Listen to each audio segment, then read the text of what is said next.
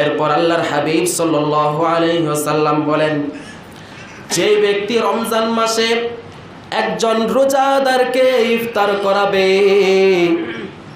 ওই ব্যক্তির জন্য আল্লাহ রব্বুল আলামিন 3টা পুরস্কার দান করবেন। জোরে বলেন, কয়টা পুরস্কার? 3টা। 1 নাম্বার পুরস্কার হলো কানা লাহু মাগফিরাতুন লিয-যুনুব। আল্লাহর হাবিব সাল্লাল্লাহু আলাইহি ওয়াসাল্লাম বলেন, যে ব্যক্তি রমজান মাসে কোন মুসলমান কোন রোজাদার ভাইকে ইফতার করাবে, আল্লাহ তাআলা তাকে প্রথম পুরস্কার দান করবেন, তার জিন্দেগীর সমস্ত গুনাহ খাতা আল্লাহ তাআলা মাফ করে দিবেন। সুবহানাল্লাহ। এরপর 2 নাম্বার পুরস্কারের কথা বলেন। 2 নাম্বার পুরস্কার হলো, যদি কোনো গুনাহের কারণে ওই ব্যক্তির নামটা জাহান্নামের খাতায় উঠে থাকে, আল্লাহ রব্বুল আলামিন বলেন, বান্দারে, ওই বান্দাকে আমি ওই জাহান্নামের খাতা থেকে নাম কেটে আমি আল্লাহ তাআলা জান্নাতের খাতায় তার নামটা উঠাই দিব। সুবহানাল্লাহ। তাহলে 1 নম্বর পুরস্কার কি? সমস্ত গুনাহ খাতা আল্লাহ তাআলা মাফ করে দিবে। কত বড় বড় সওয়াব আল্লাহ তাআলা দান করবেন।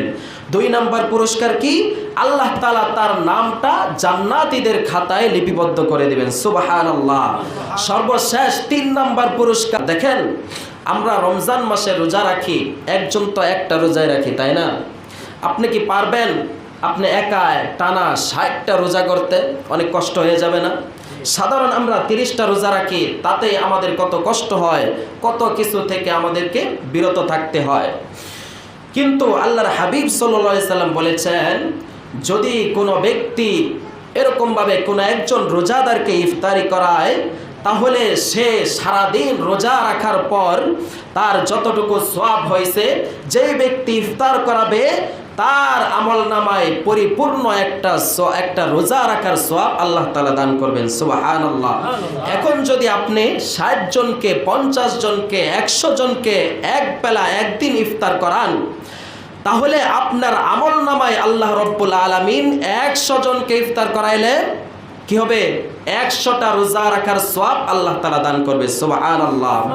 এখন যদি ওই ইফতারের মধ্যে, ইফতারের ওই আয়োজনের মধ্যে যদি 150 লোক হয়, 200 লোক হয়, আর আপনার দেওয়া ওই দিনের ইফতারের মধ্যে যদি 150-200 লোক শরীক হয়, তাহলে আল্লাহ তাআলা আপনার আমলনামায় ওই প্রত্যেকটা লোকের পার্সোনালি যেই রোজার সওয়াব আছে, পরিপূর্ণ সওয়াব আল্লাহ তাআলা আপনার আমলনামায়ও দান করবে। সুবহানাল্লাহ।